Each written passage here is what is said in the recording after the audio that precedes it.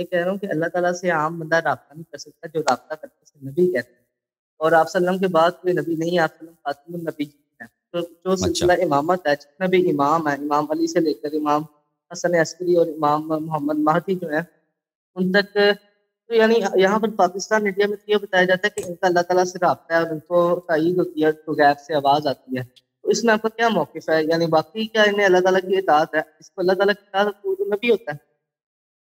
جی، آپ کا جو ہے نا، آپ کا جو موقف ہے کہ اللہ تعالیٰ سے وہ رابطہ صرف انبیاء کا ہوتا ہے، یہ بالکل غلط بات ہے۔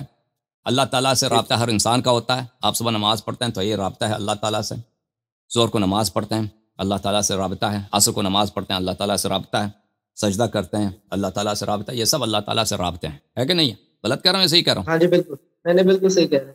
ہاں، یہ سب اللہ تعالیٰ سے رابطہ ہے، لیکن اللہ کی جانب سے جو وحی آتا ہے یا تائید آتی ہے، یہ کیا صرف انبیاء علیہ السلام کے لیے مخصوص ہے یا غیر نبی کو بھی مل سکتا ہے؟ اگر غیر نبی کو نہیں مل سکتا اللہ کی جانب سے کوئی پیغام، کوئی بات، کوئی علم، تو پھر اگر ہم ادعا کریں کہ فلان شخص کو اللہ کی جانب سے ایک علم آیا ہے یا پیغام آیا ہے یا اس سے بات ہوئی ہے، کلام آیا ہے اللہ کی جانب سے، وحی آیا ہے، تو پھر تو وہ شخص نبی بن جاتا ہے، ٹھیک ہے نا؟ پھر وہ شخص جی نبی بن جاتا ہے۔ اور لیکن ان دونوں باتوں میں حقیقت کیا ہے؟ کیا غیر انبیاء علیہ السلام کو اللہ تعالیٰ کی جانب سے مل سکتا ہے پیغام، ملائکہ سے ملاقات، کہ اللہ کچھ کہہ دے؟ تو بالکل ہو سکتا ہے، یہ قرآن کریم اس کا واضح ثبوت ہے، ملاحظہ فرمائیے۔ اعوذ باللہ من جی الشیطان الرجیم، سورہ مریم، سورہ مریم آیہ نمبر 16، وَاذْكُرْ فِي الْكِتَابِ مَرْيَمَ إِذِ انْتَبَذَتْ مِنْ أَهْلِهَا مَكَانًا شَرْقِيًّا۔ حضرت مریم علیہ السلام اپنے گھر والوں سے دور چلی گئی، مشرق کی طرف انہوں نے اپنے لیے ایک جگہ بنا دیا۔ اچھا، فَاتَّخَذَتْ مِن دُونِهِمْ حِجَابًا، اپنے گھر والوں سے اس نے اپنے لیے ایک جھونپڑا بنایا، ایک حجاب، ایک پردہ بنایا۔ فَأَرْسَلْنَا إِلَيْهَا رُوحَنَا، ہم نے ان کی طرف اپنے روح کو بھیجا، یعنی جبرائیل علیہ السلام کو۔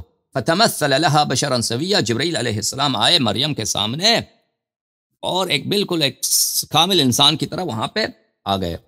قالت انی، مریم تو اپنے پردے میں ہے، قالت انی اعوذ بالرحمن منک ان کنت تقیا، مریم علیہ السلام نے کہا کہ اگر آپ اللہ سے ڈرتے ہیں تو میں اللہ سے پناہ مانگتی ہوں کہ میرے پردے میں آپ مرد ہو کر یہاں پہ داخل ہوئے ہیں۔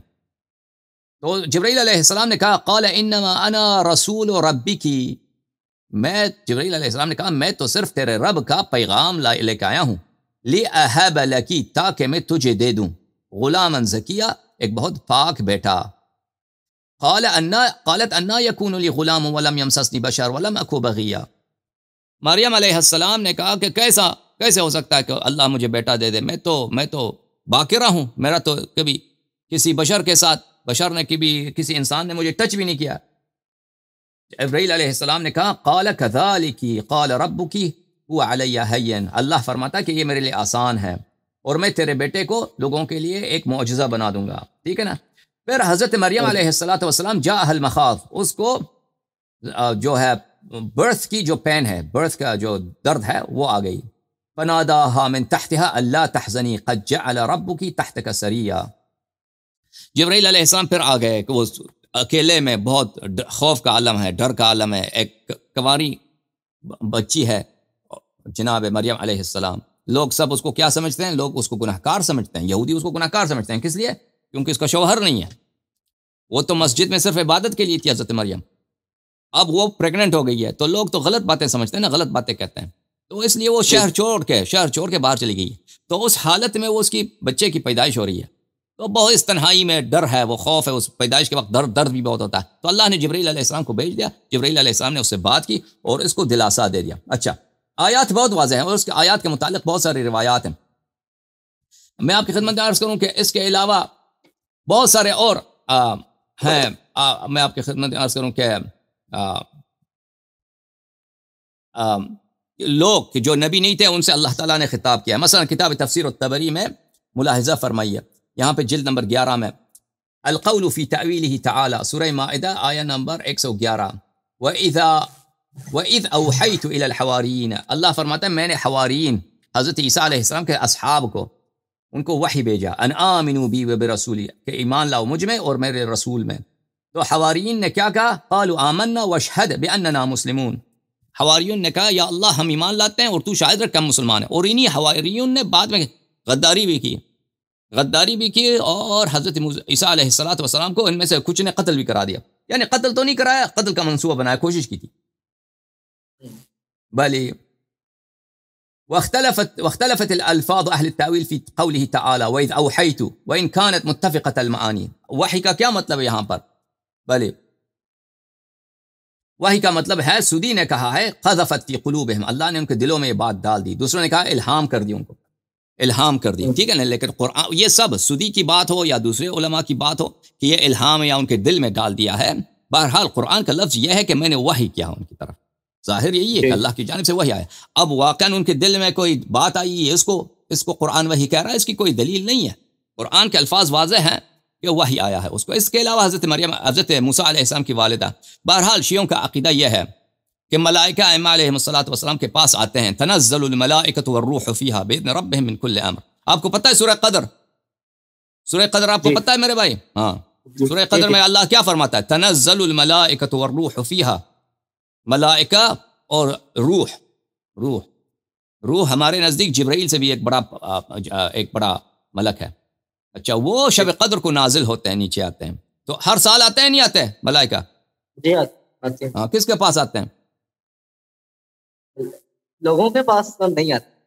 ہاں، کس کے پاس آتے ہیں؟ وہ اللہ تعالیٰ کی طرف سے زمین پر آتے ہیں. کس کے پاس آتے ہیں زمین پہ؟ وہی سے سیر کے لیے آتے ہیں. کوئی بھی ان کا مقصد ہوگا جو اللہ نے دیا ہوگا، لیکن فزیکل جو نازل ہوتے ہیں وہ کیا لے کے آتے ہیں؟ کیا لے کے آتے ہیں؟ اللہ کا پیغام. کیا اللہ کا پیغام؟ وہ ایسے ہی لوگوں کے لیے تو نہیں لے کے آتے. کس کے لیے لے کے آتے ہیں؟ اس کے لیے لے کے ائمہ کے لیے. بالکل، ائمہ طاہرین علیہ السلام کے لیے لے کے آتے ہیں. ٹھیک ہے نا. یہ واضح دلیل ہے کہ اس امت میں ایسے افراد ہیں جن پہ ملائکہ نازل ہوتا ہے. قرآن کہہ رہا ہے کہ تنزل الملائکہ. یہ آیت منسوخ تو نہیں ہے. رسول صلی اللہ علیہ وسلم کے بعد بھی ملائکہ نازل ہوتے ہیں. یہ کس کے پاس آتے ہیں؟ یہ کوئی مدرسہ حقانیہ کے مولیوں کے پاس آتے ہیں ملائکہ؟ نہیں. ہاں، اچھا. اور کوئی سوال ہو بھائی حکم کریں.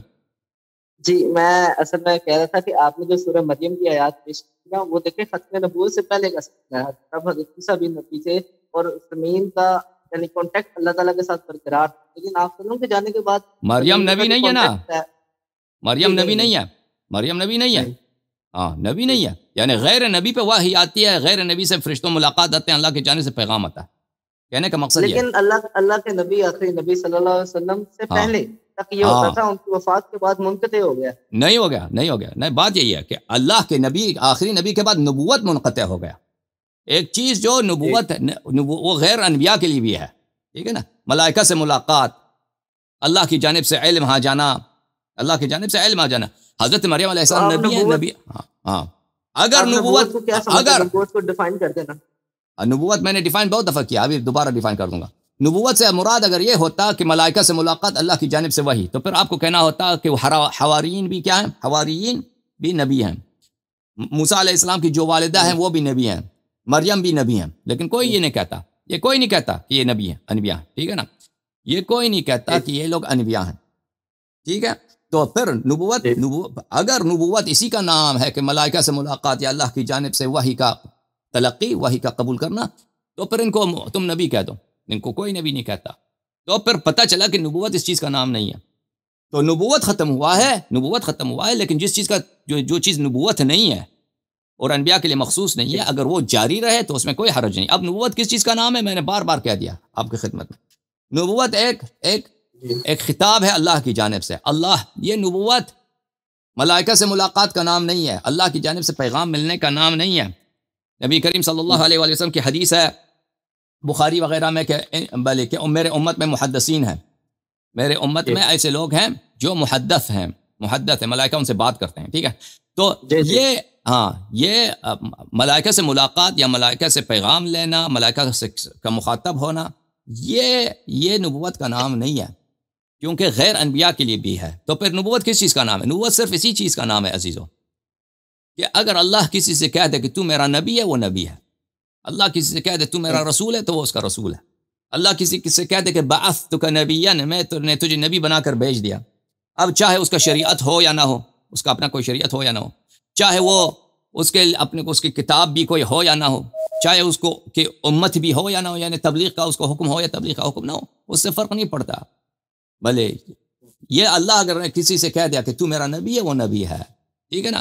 یہ عہدہ، یہ مقام، یہ خطاب کہ کوئی اس کو یہ ٹائٹل ملے، یہ نبی ہے، یہ نبی کریم صلی اللہ علیہ وآلہ وسلم کے بعد یہ ان کی عظمت کی وجہ سے، ان کے احترام میں، ان کی تعظیم کے لیے یہ ٹائٹل کسی کو نہیں ملنے والی. ٹھیک، اور حکم کریں. بہت شکریہ جناب اللہ یادی صاحب، بہت شکریہ. خدا آپ کو عزت دے، بہت مہربانی. اور کوئی حکم؟ کچھ بھی نہیں؟ نہیں، بہت شکریہ. Okay, thank you. خدا حافظ. تھینک یو، بہت مہربانی. آپ مزید کال لیتے ہیں اپنے بھائیوں کا، جماعت مخالفین کا، یا شیعہ مذہب کے متعلق کیا فرماتے ہیں انشاءاللہ تبارک و تعالی. اللہم صلی علی محمد و آل محمد وعجل فرجہم الشریف.